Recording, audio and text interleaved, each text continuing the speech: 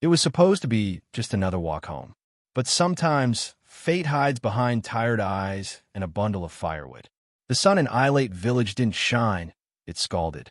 It sat heavy in the sky like it was punishing the earth, and Sandra Johnson felt every burning second of it. Her school uniform clung to her back, soaked in sweat, the fabric sticking uncomfortably to her skin. She could still feel the tension of her final exam lingering in her limbs, like her mind hadn't quite let go of the stress. But for the first time in weeks, she felt hope. That exam, it mattered. She believed that. With every tick of the clock in that quiet classroom, every line she wrote, Sandra imagined doors opening, pathways she'd only dreamed of, maybe even a chance to leave this village for good. She was halfway down the dusty path home when she saw her.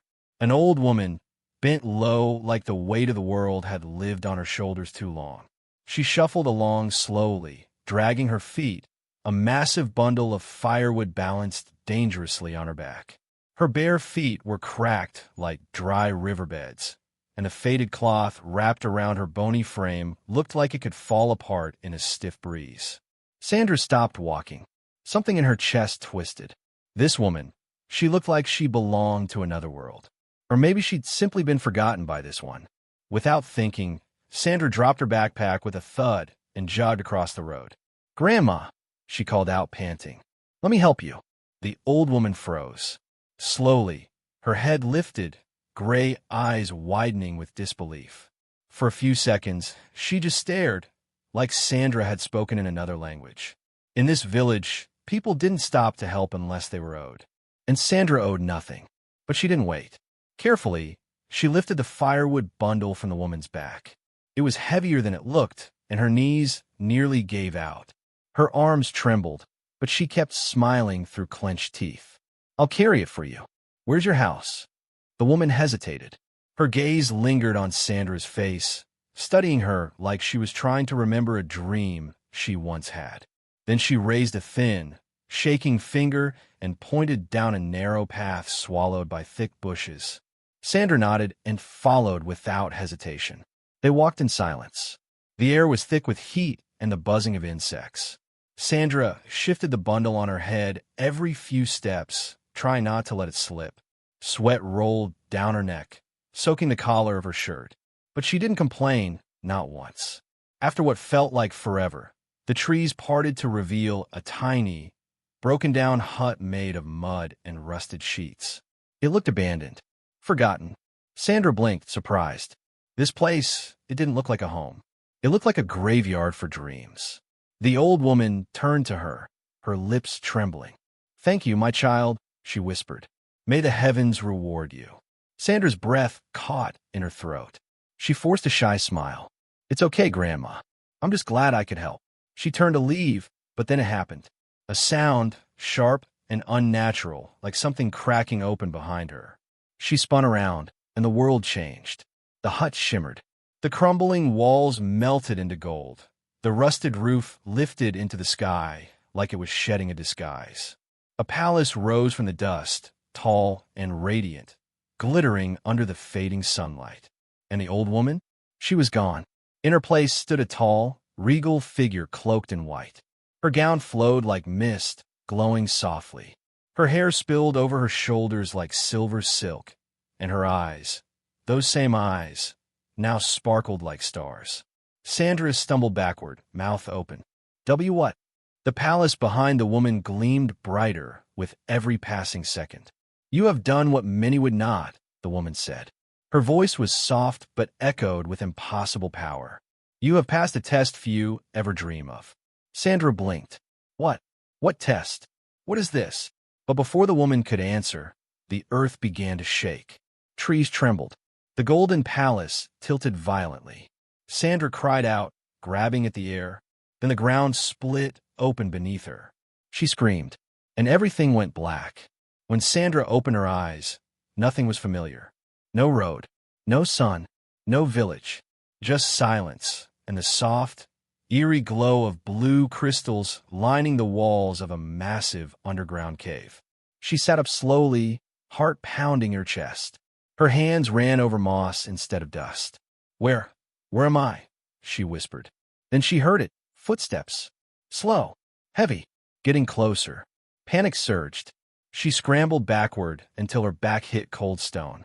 Her breath caught in her throat as a shadow emerged from the dark. A man, tall, dressed in gleaming armor that shimmered like moonlight. A golden helmet hid his face, and in his hand, he held a staff that glowed like starlight. He stopped a few feet away from her. "You have entered the chamber of trials," he said, his voice low and deep, echoing off the stone. Sandra shook her head. I didn't mean to. I was just helping. I don't even know how I got here." The man tilted his head slightly, as though trying to solve a riddle.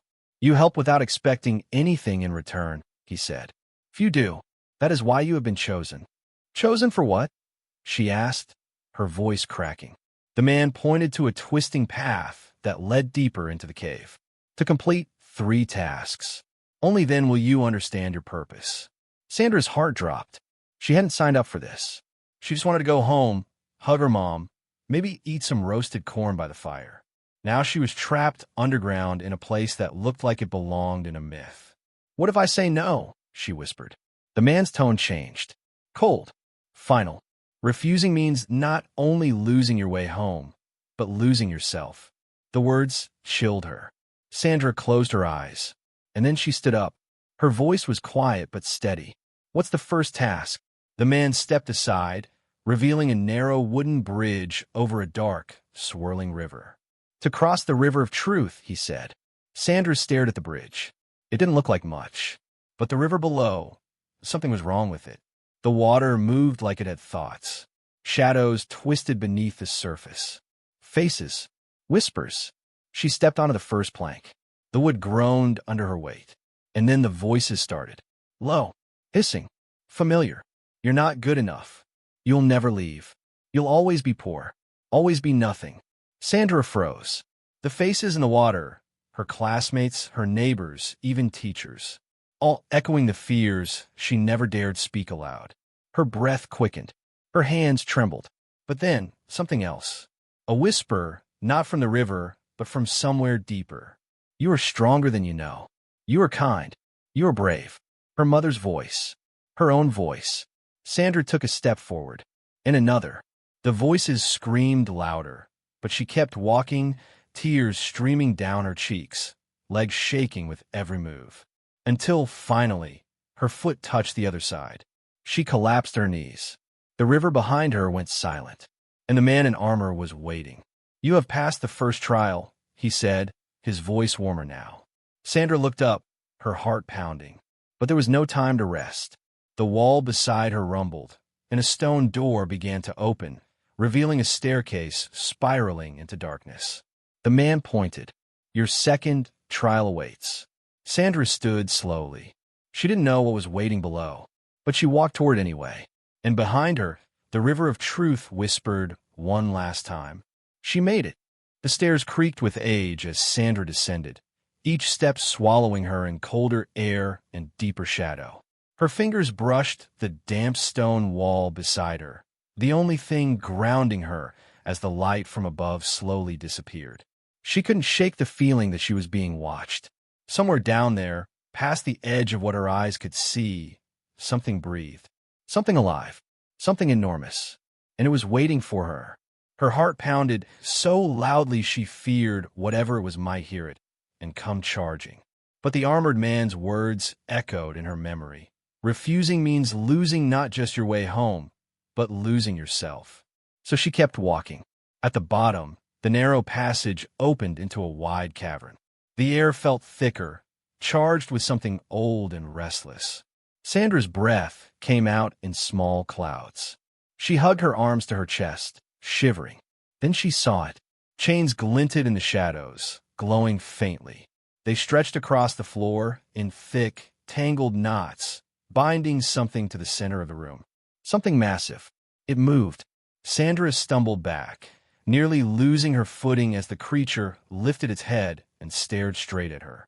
It was unlike anything she'd ever seen.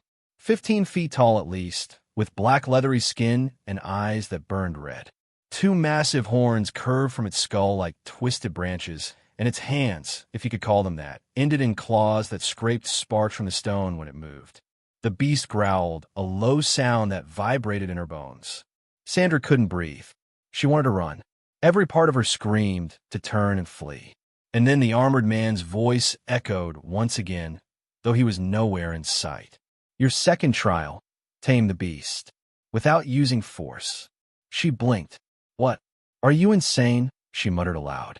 I don't even know how to tame a chicken. The creature lunged. Chains snapped taut, pulling it back with a violent jolt.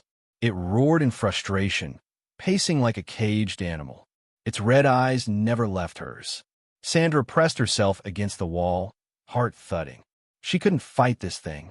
She didn't have a weapon. She didn't have magic. All she had was herself. She stepped forward slowly. I'm not your enemy, she said, her voice trembling. The creature snarled, pawing at the ground. I know what it feels like, she continued, forcing her legs to carry her closer. To be trapped, to be alone, to be angry. The beast's breathing slowed just slightly. Sandra took another step. I saw an old woman on the road. I helped her. I didn't do it for a reward. I did it because it hurt to see someone struggle. She wasn't sure if the beast could even understand her, but something in its eyes changed. The rage flickered, replaced by something else. Confusion. Sadness. She swallowed hard and kept going. Maybe no one ever helped you. Her voice cracked on the last word. And that was when the beast did something strange. It stopped. Its head lowered slightly. The massive muscles in its shoulders relaxed. The chains around its body dimmed. Sandra reached out, slowly, terrified, but she didn't pull away. Her fingers brushed rough, hot skin.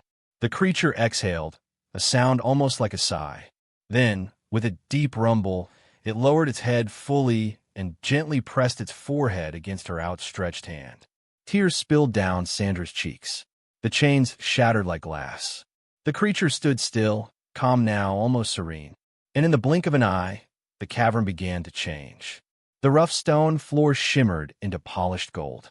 Marble pillars shot up from the earth, glowing with ancient runes. Flowers bloomed where there had been dust. It felt like stepping into a dream. The armored man appeared beside her again, standing now where the beast had been chained. You have passed the second trial, he said. There was pride in his voice now, even if his face remained hidden behind the golden helmet. Sandra stared up at the creature beside him, no longer frightening but noble, dignified. It gave her a low grunt and bowed its great head. I don't understand, she whispered. Why me? Because you lead with your heart, the man said. Few do. Before she could respond, the ground behind him split open with a thunderous crack. Another staircase appeared, this one spiraling downward into a pit of black mist. A cold wind rose from below, whispering secrets in a language she couldn't understand. The final trial awaits, the armored man said. Sandra's stomach turned. Is it another monster? The man didn't answer. He just stepped aside. The beast behind him let out a low, encouraging growl. Sandra looked back once, then stepped onto the staircase. This descent was different. The air wasn't just cold. It felt alive, like it was watching her, testing her, pressing down on her shoulders with invisible hands. Every step felt heavier than the last. Her feet dragged. Her chest tightened. She didn't know how long she walked. But eventually, she stopped. Not because the stairs ended, because the world changed again. She stepped into an open field, stretching out beneath a sky so dark it swallowed the stars. There was no wind. No sound, nothing but a single, towering object ahead. A mirror. Twisted black vines wrapped around its edges like they were trying to strangle it.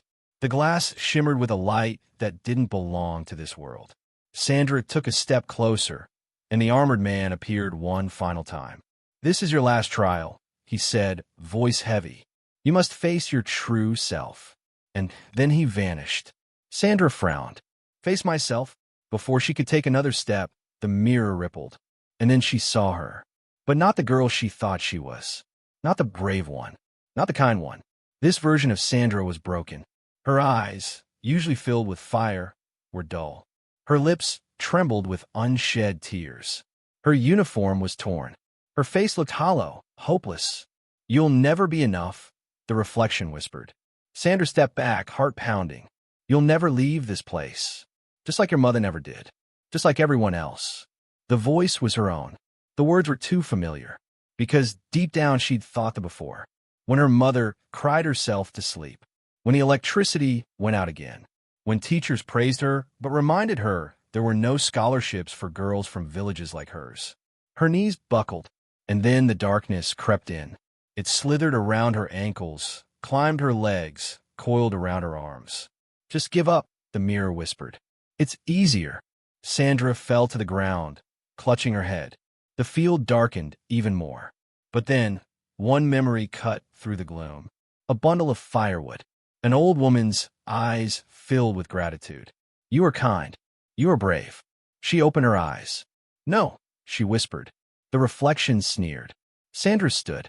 I'm not a nobody. The vines around the mirror trembled. I have dreams, and I will fight for them. A crack appeared in the glass. I may be scared, but I won't let fear define me. More cracks. I will not give up. And with a scream, she ran forward and punched the mirror with both fists. The glass shattered into a million glowing shards, and light swallowed everything.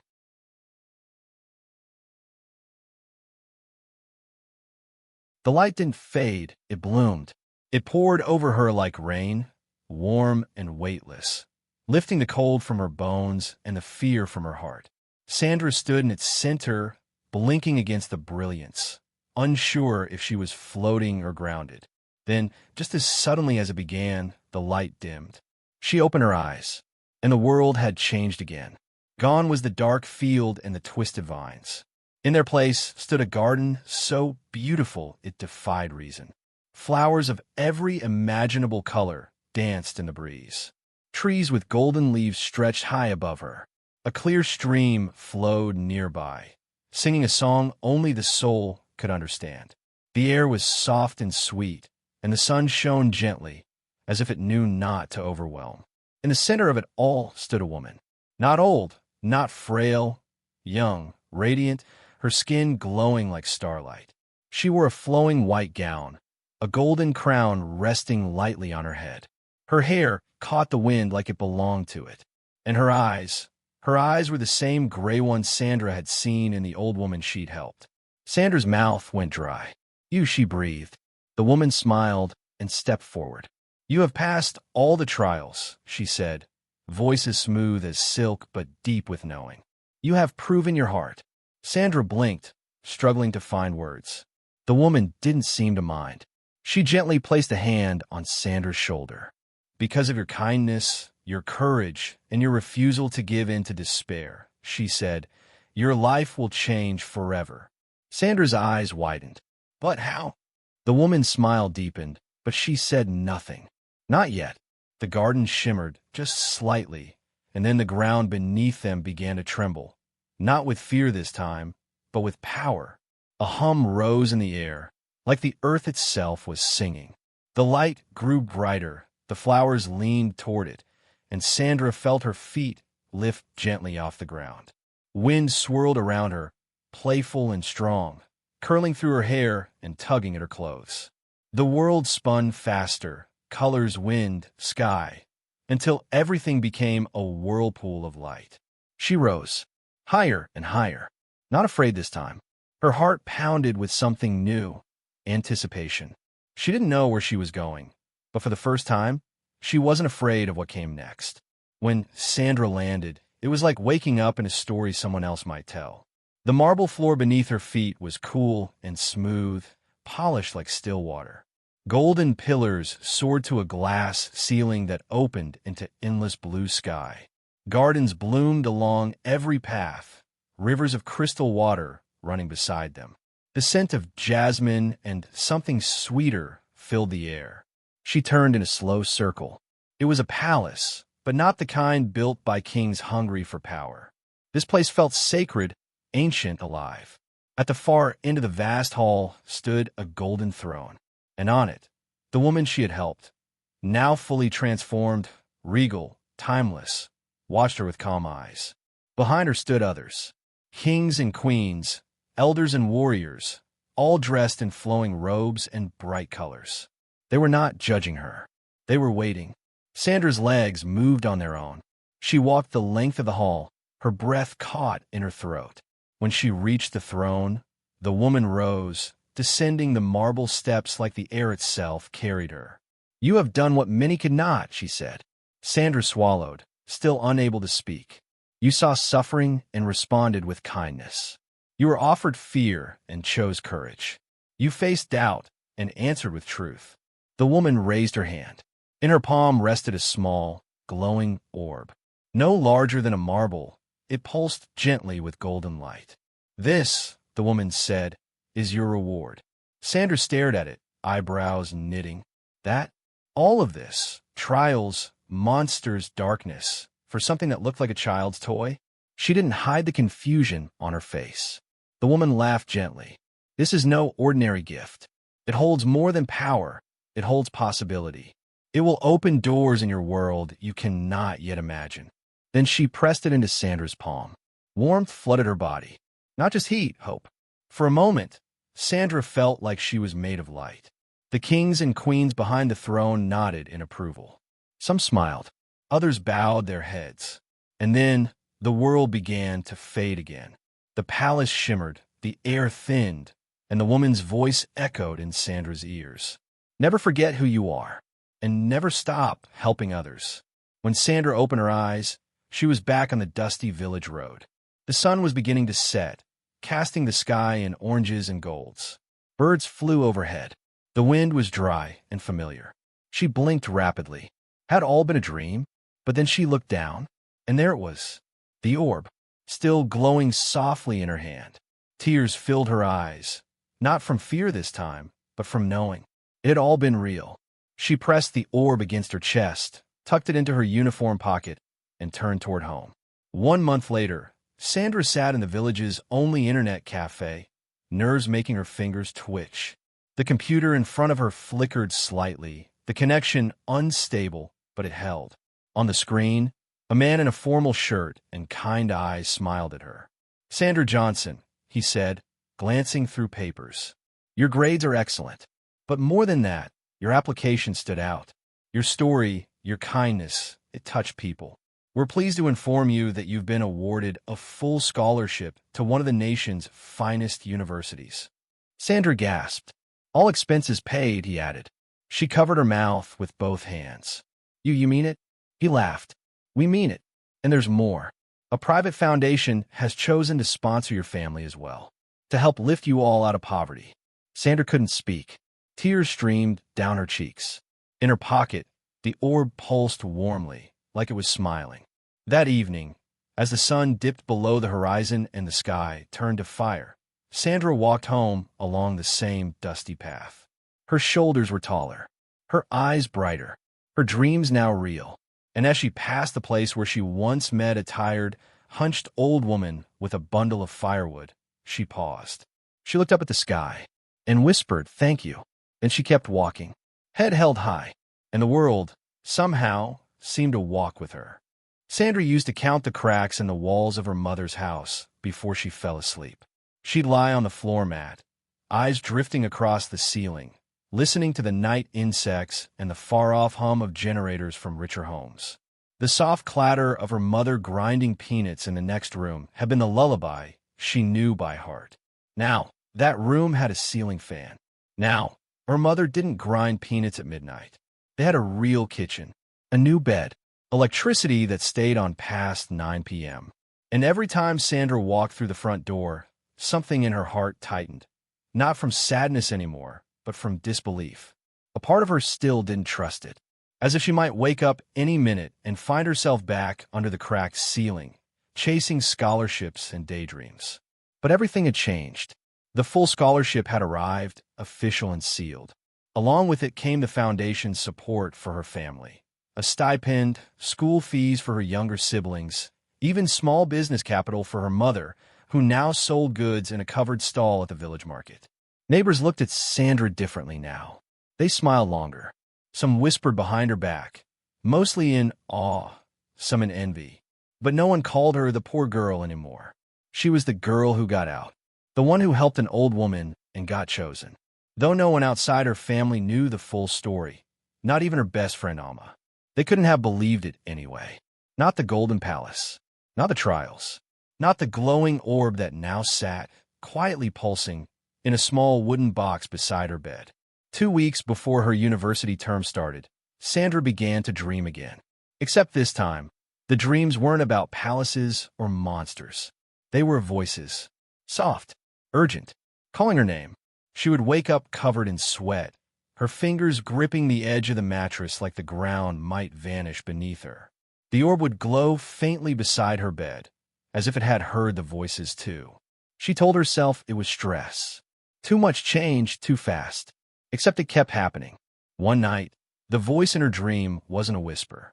It was a cry. Sandra. She bolted upright, heart hammering, ears ringing with silence. The orb glowed brighter now.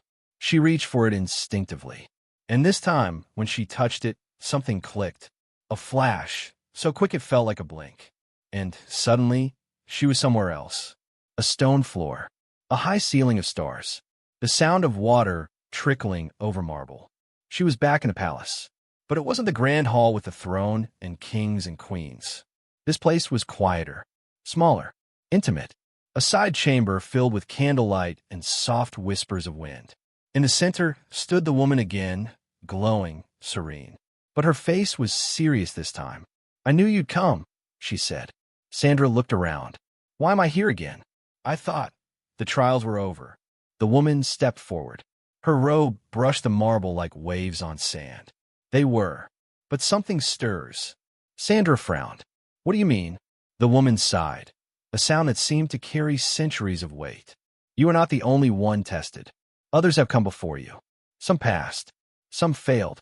And one, she paused. One turned away from the light. A cold wind brushed Sandra's skin. There is darkness growing, the woman said softly. It began where kindness ended, in a heart that closed itself to others. Now it spreads.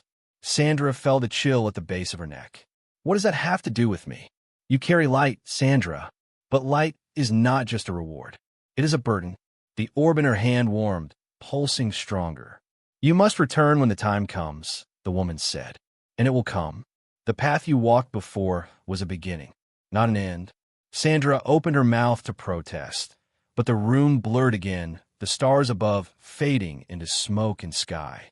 She woke up gasping, clutching the orb to her chest. It was hot now, not burning, but alive. She could feel it humming like a heartbeat in her palm. She sat there for hours, watching the sunrise bleed across the sky. When the day came to leave for university, the whole village turned up. The elders blessed her. Her school teachers gave her gifts, pens, notebooks, a second-hand suitcase with one missing wheel. Her siblings clung to her arms, and her mother held her so tight, Sandra wondered if she'd ever let go. You make us proud, Mama whispered, voice cracking. But remember, no matter how high you fly, don't forget the soil you grew from. Sandra nodded, tears in her eyes. And with that, she left Islate Village. The city was a different world. Tall buildings, wide roads, the never-ending noise of ambition. The university campus stretched across rolling hills, covered in stone pathways, lecture halls, and students who moved like they belonged here. Sandra didn't. Not at first. Her accent made people stare. Her clothes were too plain. She kept checking her phone for messages that never came, even though her mother still didn't know how to text. But she found her rhythm. She studied hard, sat in the front row, made friends slowly, one or two who noticed her silence and answered it with kindness. And every night, she opened the small wooden box in her drawer and stared at the orb. Sometimes it glowed. Sometimes it didn't, but never felt cold. One night, weeks into the semester, she was walking back from the library when she saw something strange. A boy, older, maybe a senior, standing under a tree alone. His body hunched, shoulders shaking. She almost walked past, but something made her stop. You okay? She asked softly. He turned slightly, just enough for her to see the tear tracks on his face. He hesitated, and then, quietly, he told her everything. His family had cut him off. His tuition was unpaid. He hadn't eaten in 2 days. Sandra listened, and without thinking twice, she offered him her last meal card. He stared at her like she was mad. "You don't even know me." She smiled. "That's never stopped me before." He didn't know what she meant. But when he walked away, food in hand, shoulders a little less heavy, Sandra felt a warmth in her pocket. She touched the orb. It was glowing again, stronger than ever. She didn't know it yet. But far away, in a place of shadow, another orb cracked in half. A boy once chosen, a heart once open, now consumed, and the darkness was moving, faster than anyone could stop. But Sandra had already taken her first step, back into the light. It began with a dream, but this time she was awake. Sandra sat alone on her dorm room bed, staring at the wooden box that held the glowing orb. The campus buzzed beyond her window with late-night chatter and the honk of distant taxis. But inside, everything was still. Too still. The orb pulsed like a heartbeat, faster than usual. For weeks, her dreams had been filled with sky. Black, starless, endless. No palace. No trials. No kind voice to guide her. Only cold wind and a presence she couldn't name. At first, she tried to ignore it. Maybe she was just overwhelmed. Maybe all this, new city, new life, new expectations, was too much too soon. But deep down, she knew better. The dream wasn't just a dream, and the darkness was no longer waiting. It was moving. It started with little things. Lights flickering when she walked into rooms. Her name whispered on the wind when no one was near. Her professors' voices occasionally warping, stretching unnaturally before snapping back to normal. She began noticing patterns, shadows lingering in corners too long, mirrors showing expressions she didn't make. No one else seemed to notice. Or maybe they couldn't. And the orb, it glowed brighter at odd times, when she helped a friend study, when she gave up her spot in line for a stranger. But now, it also burned in her hand when she was afraid. It felt as if it were warning her. She didn't tell anyone. Who would believe her? Even she barely believed it. But everything changed on the night she heard his voice. It was just after sunset. Sandra was walking home from the library. The path was familiar, lined with old trees and warm lights. A breeze tugged at her braids. Students passed in pairs, laughing quietly, earbuds tucked into ears. Ordinary life wrapped around her like a blanket. And then, all at once, nothing. The lights went out. The breeze stopped. The people vanished. She turned in a slow circle, her breath caught in her throat. The world around her had fallen into a strange silence, thick and pressing. And then came the voice. Not loud, but close. "Hello again, Sandra." She froze. A figure stepped into view, just ahead of her on the path. A boy, tall, slim, wearing the university's crest on his hoodie. He could have been any student, except his eyes glowed faint red, and his shadow moved in the wrong direction. Her fingers reached for the orb in her pocket. "You don't remember me," he said, smirking. "But I know you." "Who are you?" she asked, heart pounding. "I was chosen too," he said calmly. "Long before you." He stepped closer, and with each step, the trees behind him twisted and darkened. The air thickened. Her skin crawled. "I passed the trials. I earned the light," he continued. "Just like you." Sandra's voice was barely a whisper. "What happened to you?" "I gave," he said, "until there was nothing left. I believed in kindness, too. I fought the darkness." He stopped walking. His tone shifted. "But when I needed someone, no one came." The shadows around them trembled. Sandra swallowed hard. "So I stopped helping," he said flatly. "I turned away from the light. And the darkness welcomed me. It listens. It feeds you. It never asks you to break yourself for others." "You became—" she started, but the words stuck. "Free," he said. Sandra pulled the orb from her pocket. It blazed in her palm now, hot and golden. "You don't have to stay in it," she said, her voice shaking. "There's always a way back." He laughed. Not cruelly, almost sadly. "That's what I thought once, too." He raised his hand. In it a black orb, cracked and pulsing like something dying. Sandra staggered back as the ground beneath them split slightly. The air was electric. Her vision blurred, flickers of the golden palace and the mirror trial dancing in the corners of her mind. "You've seen the beginning," he said, "but you don't know the end. You don't know how it feels to give and be forgotten, to shine and burn out." Tears welled in Sandra's eyes. Then I'll remember you, she said quietly. I'll remember the boy who passed the trials, who earned the light, even if you've forgotten him. His expression faltered. You can't fight it forever, Sandra. I don't need to fight it, she said. I just need to stand. Her orb erupted in light. Pure, warm, blinding. The path lit up for miles. The shadows screamed and scattered. The boy staggered, shielding his face. But Sandra stepped forward. I'm the girl who carried firewood for someone no one else saw, she said. I'm the girl who tamed a monster with empathy, who broke her reflection and chose truth. She held the orb to her chest, and I still believe in light. The darkness shattered like glass, and the boy vanished in the wind. She woke the next morning with tears on her cheeks, but they weren't from fear. They were from knowing that light could still win. The world didn't transform overnight. There were no parades, no banners with her name. Her classes continued. Assignments stacked up. Life moved on, as it always does. But something inside her had shifted. When she walked across campus, strangers smiled. When someone cried, they found their way to her room. When something dark whispered at the edges of others' dreams, it recoiled from her light. And always the orb glowed. Not to reward, not to impress, just to remind her she still carried it. In the years that followed, Sandra didn't just graduate.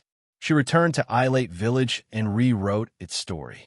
She opened the first library, started a mentoring circle, turned old classrooms into centers of hope. People who once called her just a girl now called her the reason my daughter dreams. She gave without keeping score. She remembered the voice of the boy who forgot. And in her quietest moments, those before dawn, when the world stood still, she would sit at her desk, open the wooden box, and whisper to the glowing orb, I'm still here. And the light would answer. And so, when the darkness rose again, stronger, quieter, cleverer, she was ready. Because she had learned something the trials never said out loud. Carrying light was not about being fearless. It was about being faithful. And Sandra Johnson, the girl who once staggered under firewood, now stood taller than the shadows. She carried the light still, and it burned brighter than ever.